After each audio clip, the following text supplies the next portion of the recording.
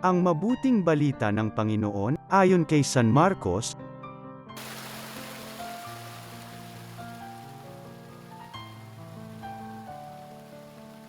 Noong panahong iyon, muling pumunta si Jesus sa baybayin ng lawa ng Galilea. Sinundan siya ng napakaraming tao, at sila'y tinuruan niya. Nagpatuloy siya ng paglakad at nakita niya si Levi na anak ni Alfeo, nakaupo sa paningilan ng buwis.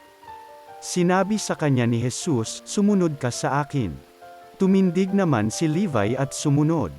Nang si Jesus at ang kanyang mga alagad ay kumakain sa bahay ni Levi, nakisalo sa kanila ang maraming publikano at mga makasalanang sumunod sa kanya.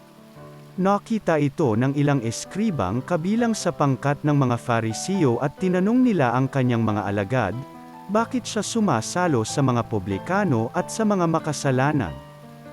Narinig ito ni Jesus, at siya ay sumagot, "Hindi nangangailangan ng manggagamot ang walang sakit, kundi ang may sakit. Naparito ako upang tawagin ang mga makasalanan, hindi ang mga banal." Ang mabuting balita ng Panginoon.